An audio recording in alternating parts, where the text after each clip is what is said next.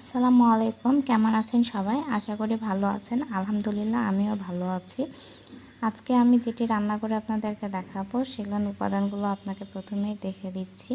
কাঁচামরিচ, পেঁয়াজ কুচি, মাছ এবং আলু। এখানে স্টিকের আলু আমি ঝুরি করে কেটে নিয়েছি 3টা আলু।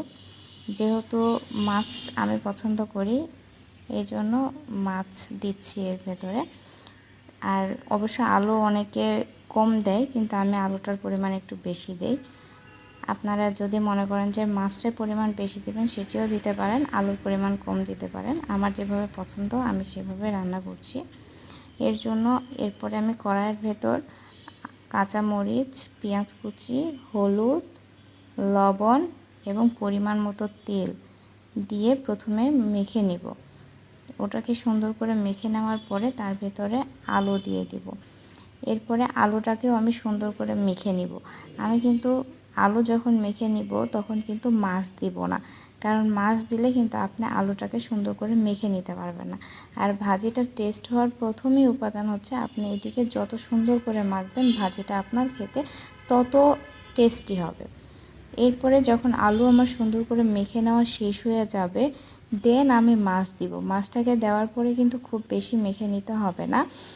আর হালকা একটু মেখে নেওয়ার পরে আমি পানি দিয়ে দিব। পানি দিয়ে চুলার উপরে উঠিয়ে দিব এবং জালটা জোরে দিয়ে দিব।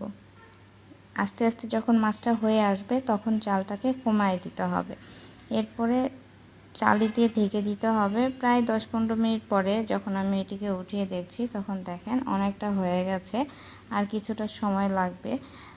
এটি একবারে অনেকে দেখা গেছে যে অনেকটা ভেজে ফেলে দেন, আর আমি অত ভেজে ফেলে দিই না, অল্প কিছুটা রেখে দেই। এই জন্য একটু পানি পানি থাকতেই আমি নামিয়ে নেব। তারপরে যে একবারে বেশি পানি থাকবে তা না, যতটা পানি রাখলে আপনার তরকারিটা সুস্বাদু হবে সেই পরিমাণই রাখবো। আর একবারে এটিকে ভেজেও ফেলা যায়। যদি মাছের পরিমাণটা বেশি হয় এবং আলুর পরিমাণটা কম হয় সেই ক্ষেত্রে দেখা যাচ্ছে কি যে আমরা এটিকে আরও বেশি ভেজে ফেলতে পারি। আপনারা দেখতেই পাচ্ছেন যে ভাজিটা কত সুন্দর হয়েছে। আলহামদুলিল্লাহ এটি খেতেও অনেক সুস্বাদু হয়েছিল। তাহলে আজকে এ পর্যন্তই। সবাই ভালো থাকবেন, সুস্থ থাকবেন, আর বেশি বেশি করে আমার চ্যানেলটা সাবস্ক্রাইব করবেন এবং পাশের বেল আইকনটি বাজিয়ে রাখবেন যেন পরবর্তী ভিডিওটা খুব তাড়াতাড়ি আপনাদের কাছে চলে যায়।